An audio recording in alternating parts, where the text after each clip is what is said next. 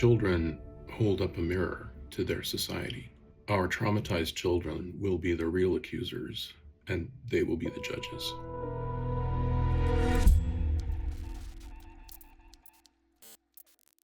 When my sister was 8 years old, she'd become so shy that she was unable to answer the telephone. In the days before iPhones, our family home had a yellow rotary phone that hung on the kitchen wall, and it was tethered to the back of the wall with a little black flexible cord so that you had to lift the receiver and speak to somebody by putting it up to your ear, but it stayed attached to the wall. If somebody happened to call her, she would cower in the corner and refuse to speak. She had been so terrorized by living in our family that she had essentially lost her voice and had become a shadow of a lively young girl. Our father never recovered from his wartime experiences. First a victim of Stalin's purges and terrors, and then at the hands of Hitler.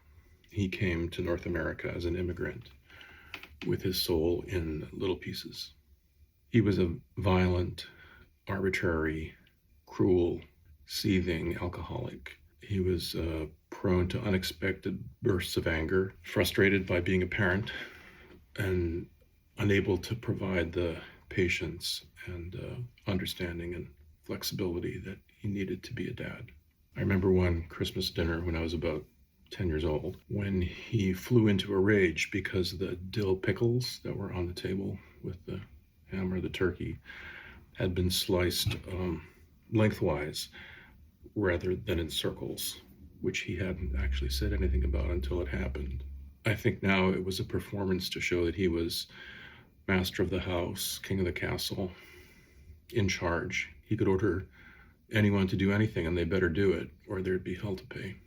Growing up under brutal dictators, I think it seemed to him that he wanted to be the one finally in control. Having reduced his family to tears, he had a kind of sullen satisfaction. Christmas or Easter or summer vacations don't hold many happy memories for me. Our childhood was, I think now, simply a second order casualty of World War II. I left home at 19 and I never returned. I couldn't get away from that radioactive environment fast enough. My sister stayed on, and looking back, I think she blamed me for leaving her behind in the concentration camp.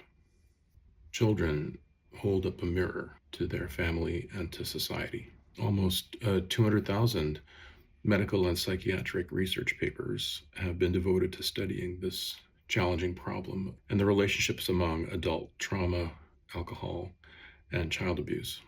Some findings suggest that parental alcohol abuse associates with physical or sexual abuse of children, and the experience of being abused as a child can increase a person's risk of alcohol problems in adulthood. And likewise, trauma in childhood is linked to adult depression. And there's one well-known study that found that about 3/4 of chronically depressed adults have significant histories of childhood trauma.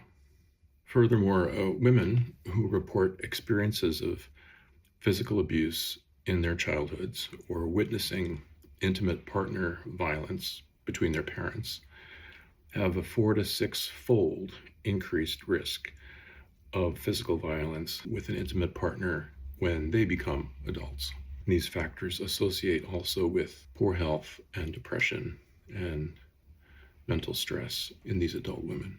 Now we learn that just last week, men, just like my dad, have tear-gassed a family of 6 kids and their parents who were driving in a car in Minneapolis. The Jackson family have an 11 and a 7-year-old, a 4-year-old, there are 2 twins actually at 4, a 2-year-old, and a 6-month-old baby boy. They were on their way home from basketball practice. The agents stopped them, swore at the family, terrorized them, and tear-gassed them. The youngest ones were hospitalized, 3 of them. The baby apparently had foaming bubbles coming out of his mouth and was in respiratory arrest after the tear gas attack. I haven't heard any updates yet on the health status of the little ones who are in hospital in Minneapolis right now, or that might have been released. I don't know. The parents say that the children are traumatized and not sleeping. There are countless stories like this coming out of Minneapolis. These stories, I think, are the logical outcome of this government's policy of violence, of recruiting thugs, violent racists, troubled, fragile men, giving them lethal weapons, any immunity from consequences, and setting them loose on innocent families. I think first just in Minnesota, but soon I'm sure nationwide. I'm interested in the experiences of these children and what it says about the United States, particularly the Supreme Court. The justices know exactly what is happening in the Kavanaugh stops and related assaults on American citizens, others who simply speak with an accent or have a different skin tone. The Supreme Court refuses to step in and stop the violence. And what does it say about Americans who excuse this violence? They blame the victims, cheer the cruelty, thrill to the bullying, thrill to the murders. Children hold up a mirror to their society. Our traumatized children will be the real accusers, and they will be the judges.